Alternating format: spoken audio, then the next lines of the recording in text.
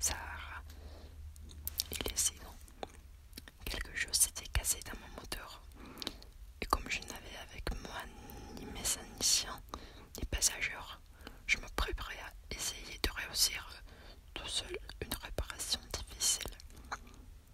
C'était pour moi une question de vie ou de mort. J'avais à peine de l'eau à boire pour 8 jours. Le premier soir, je me suis donc endormi sur le sol à 1000 milles de toute terre habitée. J'étais bien plus isolé qu'en naufrage sur un radeau au milieu de l'océan. Alors vous imaginez ma surprise au lever du jour quand une drôle de petite voix m'a réveillé. Il disait « S'il vous plaît, dessinez-moi un mouton. Hein? Dessinez-moi un mouton. » J'ai sauté sur mes pieds comme ça, comme si j'avais été frappé par la foudre. J'ai bien frotté mes yeux, j'ai bien regardé et j'ai vu un petit bonhomme tout à fait extraordinaire qui me considérait gravement. Et voilà le meilleur portrait que, plus tard, j'ai réussi à faire de lui.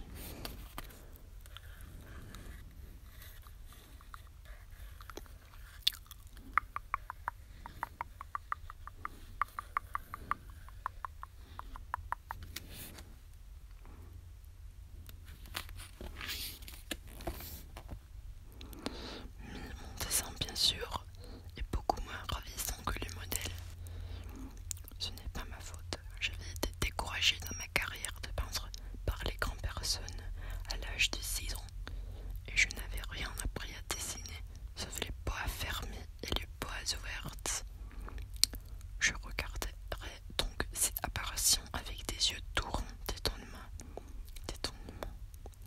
N'oubliez pas que je me trouvais à 1000 milles de toute région habitée.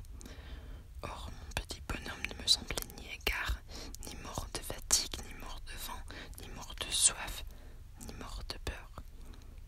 Il n'avait en rien l'apparence d'un enfant perdu au milieu du désert, à 1000 milles de toute région habitée.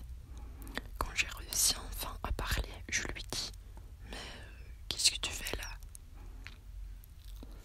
Il me répéta alors, tout doucement, comme une chose très sérieuse, « S'il vous plaît, dessinez-moi un mouton. » Quand le mystère est trop impressionnant, on n'ose pas désobéir. Aussi absurde que cela me sembla à 1000 milles de tous les endroits habités et en danger de mort, je sortis de ma poche une feuille de papier et un stylo grave. Mais je me rappelais alors que j'avais surtout étudié la géographie, l'histoire, le calcul et la grammaire, et je dis au petit bonhomme, avec un peu mauvaise humeur, que je ne savais pas dessiner. Il me répondit « Ça ne fait rien, dessinez-moi un mouton. » Comme je n'avais jamais dessiné un mouton, je revis pour lui l'un des 2 seuls dessins dont j'étais capable, celui du bois fermé. Et je fus stupéfait d'entendre le petit bonhomme me répondre « Non, non, je ne veux pas d'un éléphant dans un bois c'est très dangereux, et un éléphant c'est très encombrant. Chez moi c'est tout petit, j'ai besoin d'un mouton, dessinez-moi un mouton. » Alors j'ai dessiné. Il regarda attentivement puis « Non, celui-là est déjà très malade, fais-en un autre. » Je dessinai. Mon ami sourit gentiment avec indulgence. « Je vois bien, ce n'est pas un